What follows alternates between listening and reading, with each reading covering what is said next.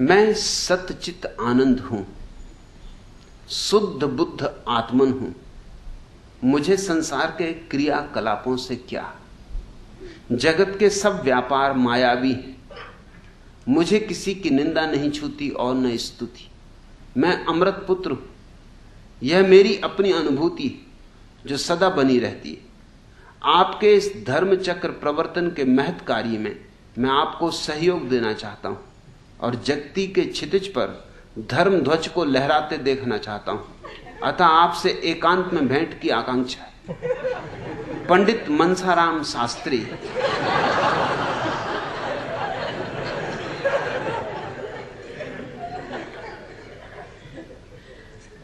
कमाल कर दिया।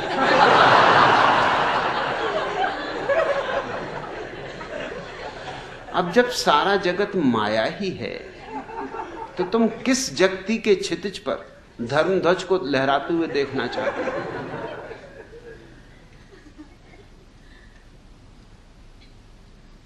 जब सारा जगत माया ही है तो मुझसे क्या करोगे एकांत में मिलकर? फिर क्या एकांत और क्या भीड़, सब माया है। कैसी बहकी बहकी बातें कर रहे हो? मगर काशी निवासी हैं पंडित मनसाराम शास्त्री। काशी निवासियों से और इससे बेहतर कुछ आशा नहीं।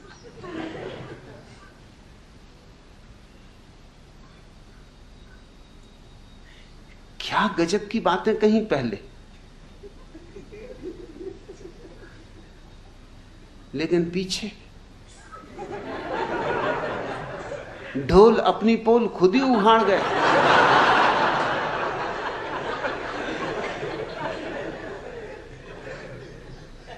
एक युवती मनोवैज्ञानिक के पास पहुंची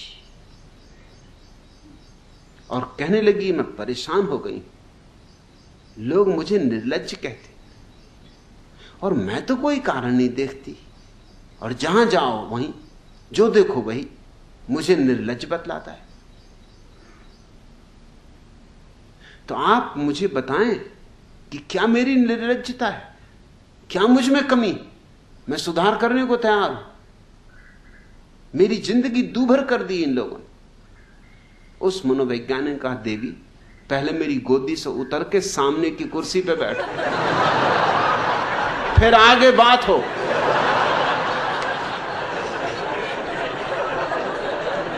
पंडित मनसाराम शास्त्री, थोड़ी तो अकल का उपयोग करो।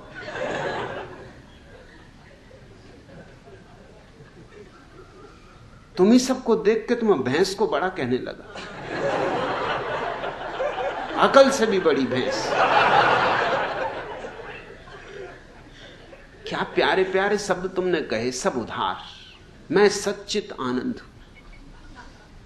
भैया यहां कैसे आए, काहे के लिए आए? काशी से यहां तक का कष्ट किया। माया में यात्रा करते शर्म नहीं आती?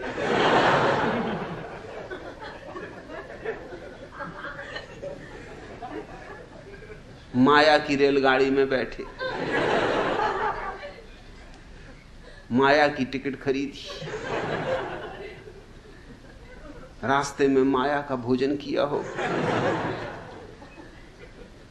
तरह तरह की मायाएं रास्ते में पड़ी होंगी, आंखें बंद रखनी पड़ी होंगी। कहां? काशी नगरी, त्रिलोक में न्यारी, उसको छोड़ के कहां चले आए थे?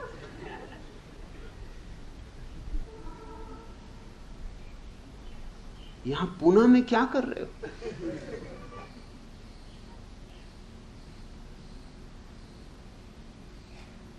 पूना में तो और सींग लग गए। पुणे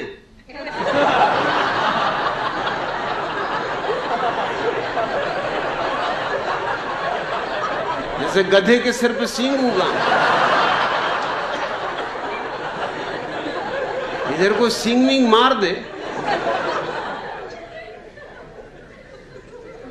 सब माया बिखर जाए। ये तुम आए कहां?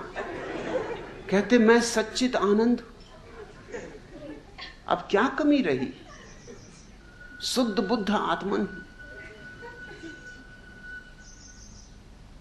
मुझे संसार के क्रियाकलापों से क्या? जगत के सब व्यापार मायावी। मुझे किसी की निंदा नहीं छूती और न स्तुति। मैं अमृत पुत्र हूं।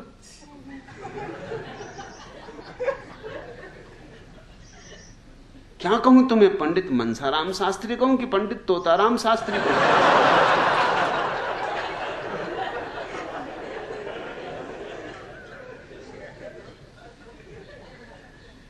और फिर पीछे से सारी बात गड़बड़ हो गई। वो हो ही जाती, लाख छिपाओ बात खुली जाती। हाथी भी निकल जाए तो पूंछ अटक जाती।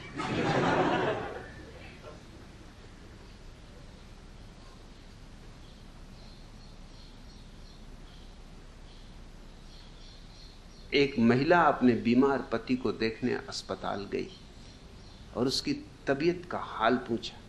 पति ने कहा बुखार तो टूट गया, अब टांग में दर्द है। पत्नी बोली लल्लू के पापा घबराओ मत जी, अरे जब बुखार ही टूट गया तो टांग भी टूट जाएगी।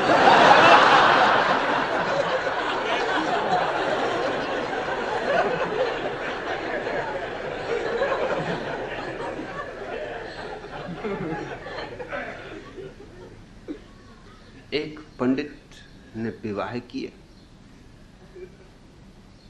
ऐसे तो सब माया है, मगर सोचा होगा कि कम से कम माया से इस महिला को मुक्त करे। सो विवाह किया।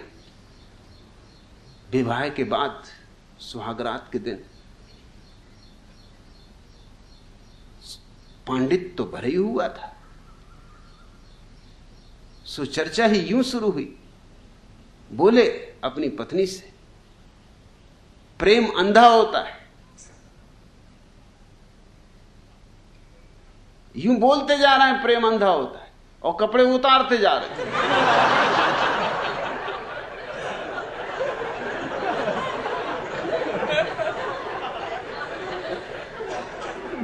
पत्नी ने कहा होता होगा जी, पर पड़ोसी तो अंधे नहीं, पहले खिड़की का पर्दा तो गिरा दो।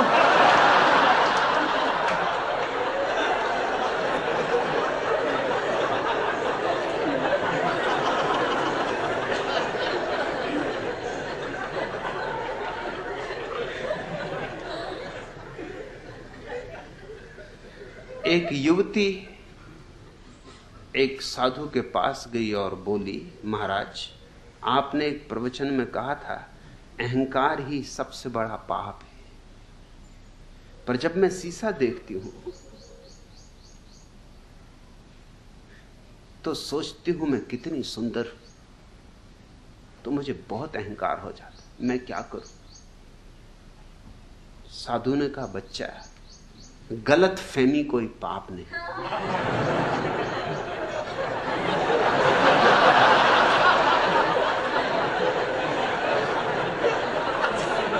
पंडित मनसाराम शास्त्री,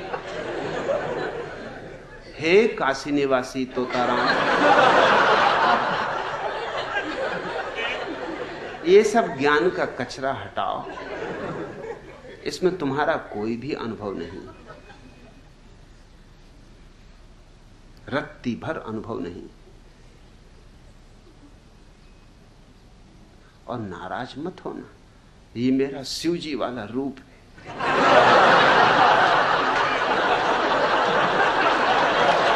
ऐसे तोड़ूंगा। और पंडितों को तो छोड़ता ही नहीं, उनसे मेरा प्रेम, और प्रेम तो अंधा होता ही तुमसे।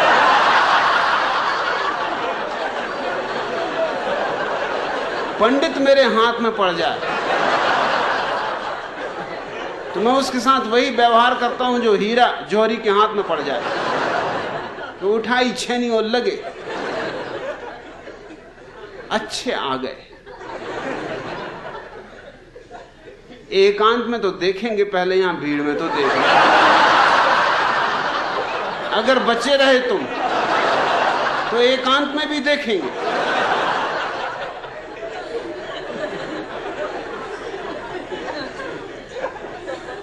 कहां की बातें कर रहे हो कि आपके इस धर्मचक्र प्रवर्तन के महत्कारी में? अरे इस मायावी संसार में कोई महत्कारी होता है कि कोई धर्मचक्र प्रवर्तन होता है? सब खेल है भैया।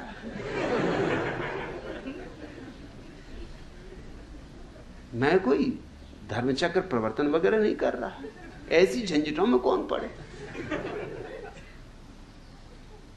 अब चक्र ही घुमाते रहो, सुदर्शन चक्रधारी बन जाओ, जब 24 घंटे मुरली बजाओ, मुरली वाले बन जाओ।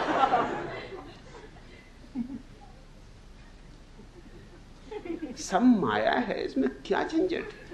किसको छुटकारा दिलवाना, किस चीज से छुटकारा दिलवाना? कुछ बंधन हो तो छुटकारा हो, यहां बंधन ही नहीं।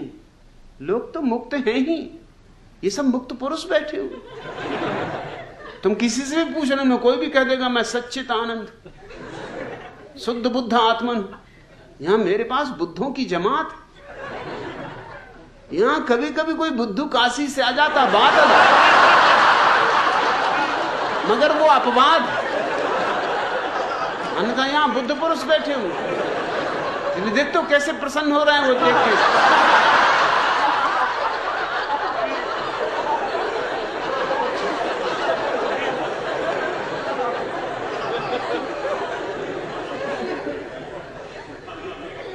दोहराओ मत, दोहराने से कुछ भी नहीं होगा।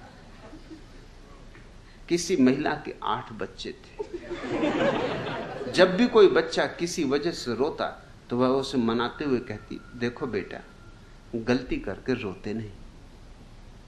एक दिन बच्चों की शरारत से तंग आके वह रोने लगी और कहने लगी, ऐसे बच्चों से तो बगैर बच्चों के अच्छे थे। तभी उसकी छोटी पुत्री उसे मनाते हुए बोली, देखो मम्मी, गलती कल के लोते नहीं।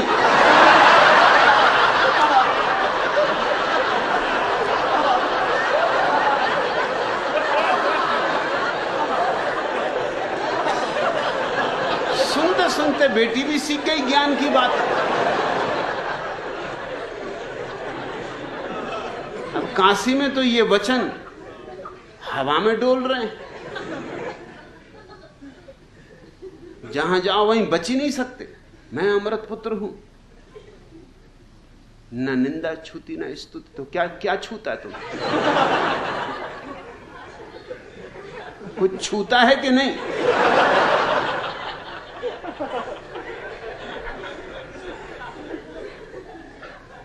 ये तो मेरे पास यहां एक से एक गजब की महिलाएं हैं, किसी को पीछे लगा दो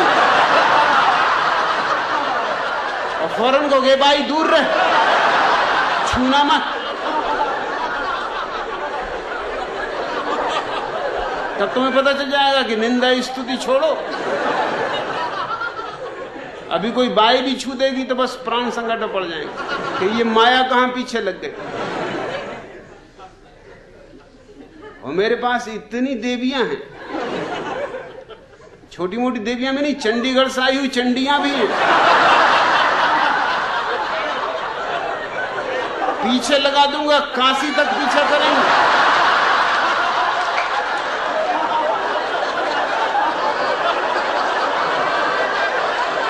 और जब तक पैर छू के न कहोगे श्री गुरुवे नमः, तब तक पीछा नहीं छोड़ेंगे।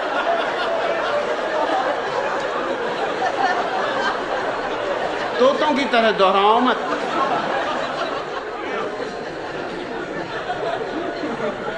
आदमी की तरह बातें करो।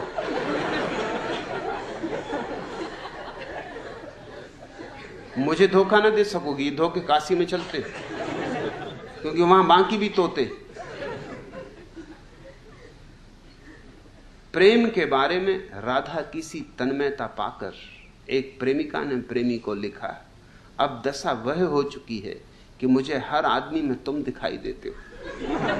इसलिए बोराई स्थिति में मुझसे मत पूछो मैं क्या कर रही हूं। विवश होकर मैं किसी और से विवाह कर रही हूं।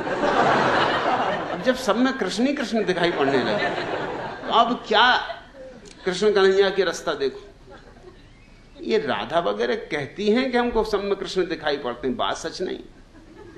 ये गोपियां कहती थी कि हमको दिखाई पड़ते हैं, जब कृष्ण द्वारका चले गए तो फिर काहे को रुआई धुआई मचाई हुई थी? तो कोई ग्वालों की कमी थी? अरे कई बांसुरी बजा रहे थे, किसी को भी पकड़ लेती कि हाय दैया कहां चले गए? हे भैया बहुत दिनों बाद मिले, क्या और रास रचाएं? ये सब बातचीत कि सब में कृष्ण ही कन्हैया दिखाई पड़ रहे हैं।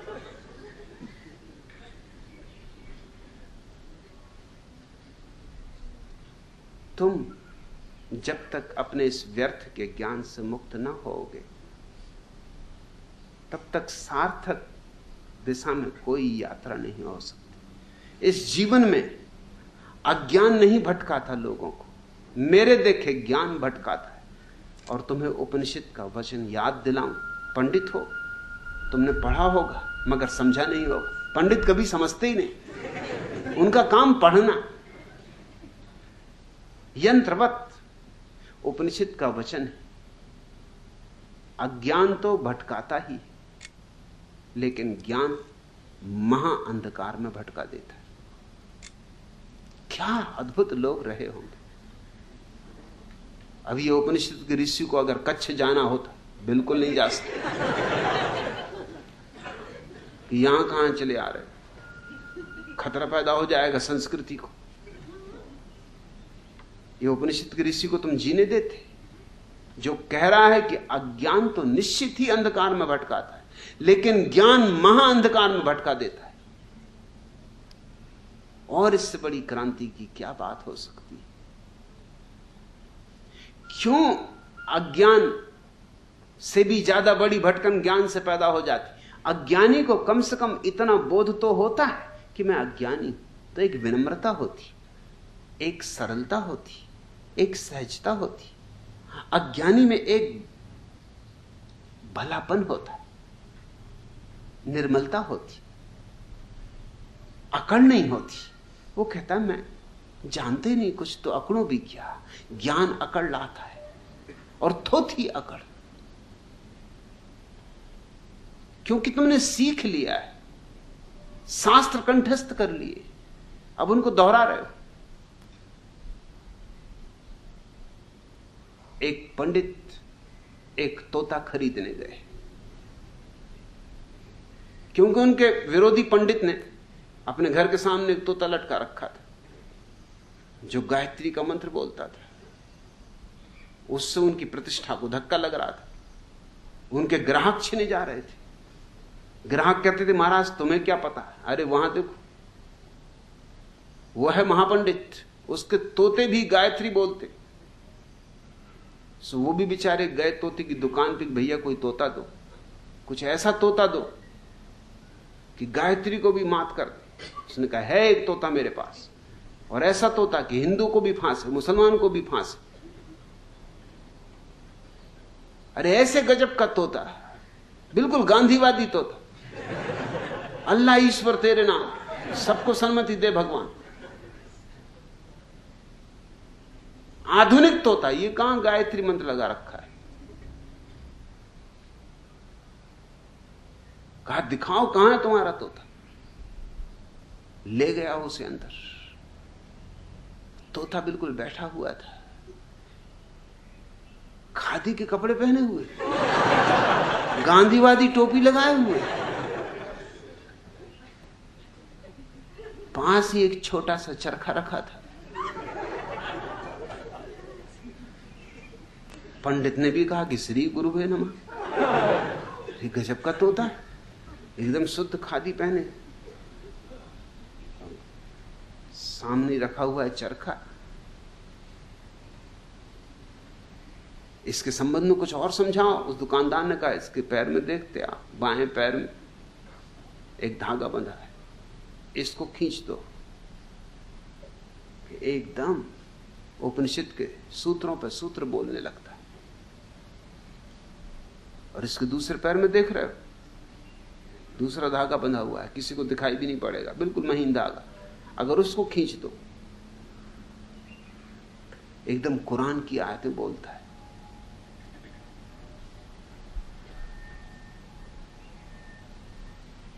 मुसलमान आए तो ये खींच देना, हिंदू आए तो ये खींच देना, दोनों पे तुम्हारा कब्जा हो जाए। हिंदू भी आएंगे, मुसलमान भी आएंगे। तोता तो गजब का है। एक बात पूछूं कि अगर दोनों धागे एक साथ खींच दूं तो? तोता बोला उल्लू के पट्टे। अगर दोनों धागे एक साथ खींचोगे तो धड़ाम से नीचे न गिर पड़ूंगा। तोतों में भी थोड़ी ज्यादा अकल है। तुम भी क्या बात कर रहे हो? यहां कोई धर्म चक्र प्रवर्तन वगैरह नहीं हो रहा है। यहां तो मौज है, मस्ती है। ये तो मैखाना है, मधुशाला है। यहां तो पियकड़ों की जमात है, ये रिंद बैठे। यहां तो अदृश्य शराब पी जा रही, पिलाई जा रही। अगर पीना हो तो पियो, और अगर हिम्मत हो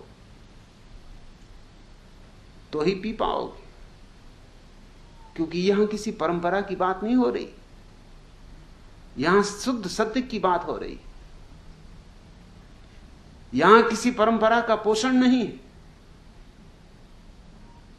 क्योंकि मैं मानता ही नहीं कि परंपरा और सत्य का कभी कोई संबंध होता है। सत्य तो सदा नूतन होता है, नित्य नूतन होता है। जैसे सुबह की ओस के कण इतना ताजा होता है।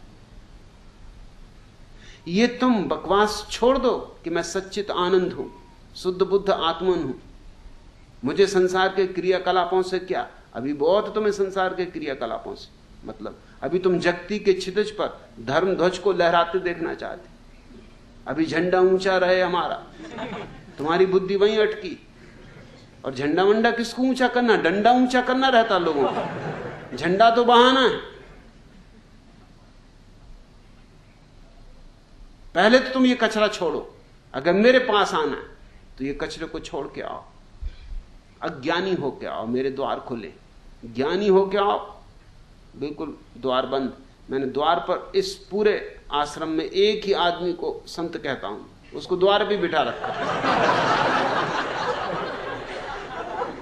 यहां 5000 पियकड़ों में एक ही संत है, उनको बाहर बिठा रखा। तुम पूछोगे क्यों? क्योंकि वो बिल्कुल अंट संट है, और अंट संट दूसरे अंट संटों को फौरन पहचान लेता। तरबूजा तरबूजे को पहचान लेता। तो उनको मैं कहता हूं संत महाराज। उनको द्वार पे बिठा रखा, वहीं देख लेते हैं कि आ रहा अंट संट, वहीं से विदा कर देते। उनने तुम्हें कैसे घुसाने दिया, यही आश्चर्य। कभी कभी भांग वगैरह पी जाते हैं। अब संत ही हैं तो संतों का क्या? संत और भांग ना पिए। भांग वगैरह पी गए दिखता हो कि तुम भीतर घुसाए, नहीं तो वो पहले तुम्हें वहीं से विदा कर देते। ज्ञानियों के लिए दरवाजा बंद है, अज्ञानियों के लिए द्वार खुला है। मेरा हृदय खुला है, क्योंकि अज्ञानियों को बदला जा सकता है। ज्ञानियों के साथ तो फिजूल मेहनत होती है। पश्चिम का बहुत बड़ा संगीतज्ञ वेजनर जब भी किसी को शिष्य की तरह स्वीकार करता था तो कहता था, पहले कहीं संगीत तो नहीं सीखा? अगर संगीत सीखा हो तो रास्ता लगो, बाहर निकलो, और अगर जिद करोगे तो दुगनी फीस लूंगा। जिसने संगीत नहीं सीखा उसको मैं सिखाता हूं। स्वभावतः जो लोग संगीत सीखे होते वो कहते, ये तो उल्टी बात कर रहे हैं आप, हमने वर्षों मेहनत करके सीखा है, हमसे तो कम फीस लेनी चाहिए। वो कहता, पहले बुलाना भी तो पड़ेगा, वो मेहनत कौन करेगा? पंडित मनसाराम शास्त्री, पहले तो तुम्हारा शास्त्रीपन मिटाना पड़ेगा, पंडितपन मिटाना पड़ेगा, तब कहीं जाके कुछ बात बन सकती। अभी तुम धर्म ध्वज वगैरह न फहराओ, अभी तो तुम्हारे जीवन में दिया जल जाए, यही काफी।